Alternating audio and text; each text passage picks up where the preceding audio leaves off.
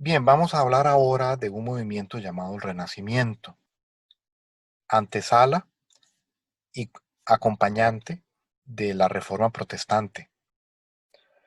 El Renacimiento fue un movimiento en el que se buscó devolverle valor o revalorizar lo llamado clásico, es decir, las letras, el arte, la filosofía, el pensamiento de la época dorada de los griegos y los romanos. Los cánones de belleza y composición de griegos y romanos se quisieron resaltar, exaltar, copiar, reproducir durante la época del Renacimiento. Había un interés en ir a lo que llamaban las fuentes, es decir, los orígenes de muchas cosas.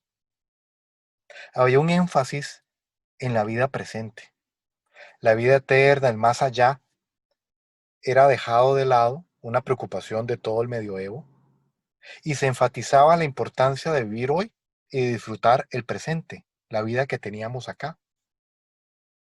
Al hombre se le da el valor por ser simplemente hombre, por ser humano, no por su condición de creyente o de súbdito, simplemente por ser humano.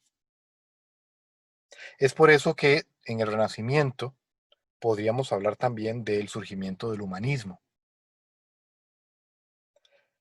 Este movimiento tuvo su cuna en Italia y de ahí se extendió al resto de Europa. Esto fue posible gracias a varios factores. En primer lugar, el imperio había perdido influencia en Italia, militarmente había tenido que irse retirando, y la misma iglesia, paradójicamente, a pesar de ostentar tanto poder en Europa, se había debilitado mucho en Italia. Recordemos que el papado había pasado en Aviñón muchísimo tiempo, y el cisma también había debilitado mucho a la iglesia.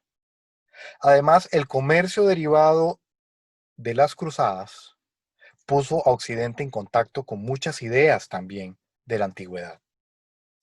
Además, Italia estaba muy fragmentada, lo que permitió el surgimiento de muchas individualidades.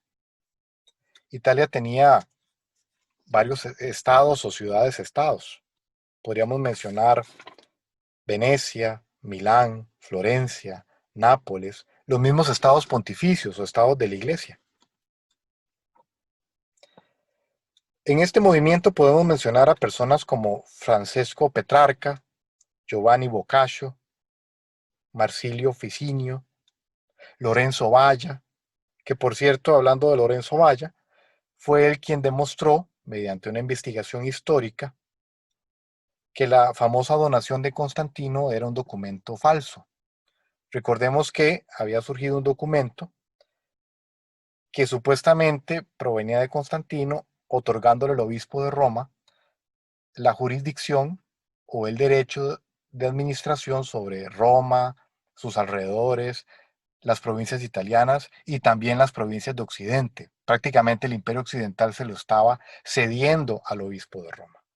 Lorenzo Valla demostró, precisamente con esta filosofía de ir a las fuentes o de buscar los orígenes de las cosas, que un documento tal no podía ser genuino, por el lenguaje, la escritura y otra serie de cosas que él descubrió en su investigación.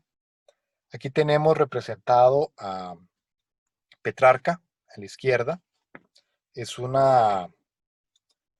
bosquejo, un dibujo de Altichero, probablemente hecho entre 1370 y 1380. A la derecha tenemos una representación de Boccaccio, pero es un grabado mucho más reciente, de 1822, hecho por Raffaello Morghen. Ahora bien, la iglesia no quedó exenta de la influencia del Renacimiento. Y es así que vamos a ver lo que llamaremos papas renacentistas. Vamos a hablar de algunos de ellos.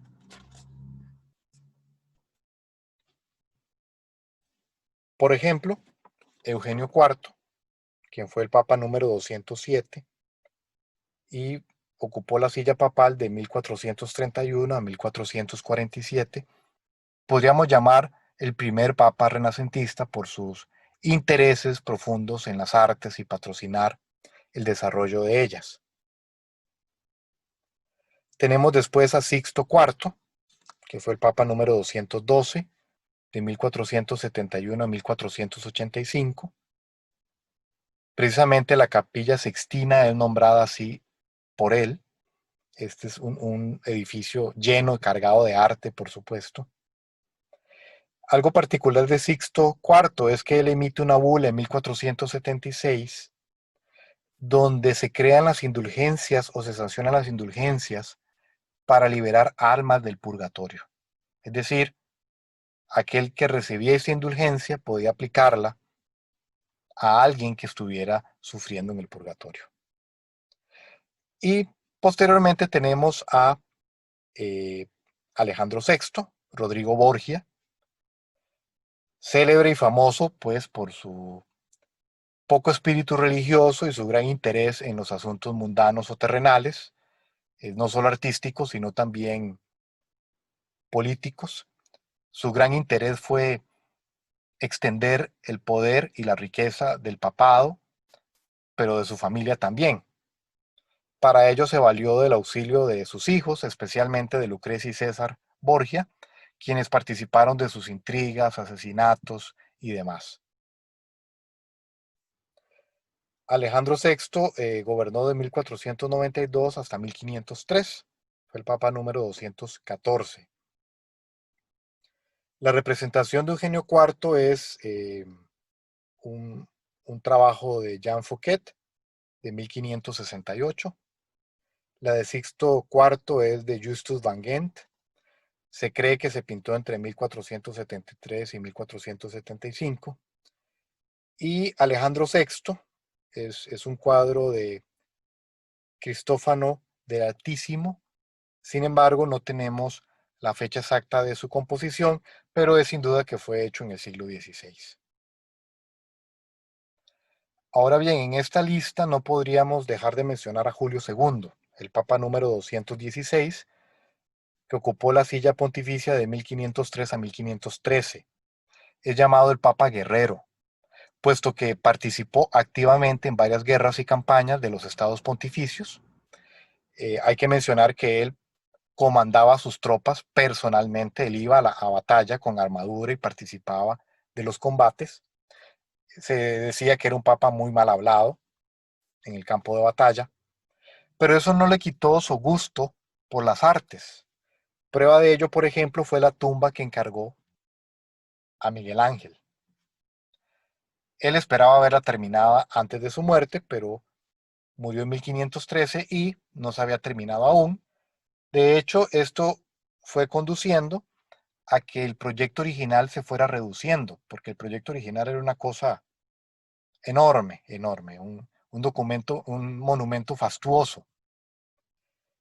Sin embargo, aún así, la tumba que resultó es bastante impresionante. Tenemos una escultura de Moisés hecha por Miguel Ángel en el centro del conjunto, dos figuras a los lados de Moisés, Raquel y Lea.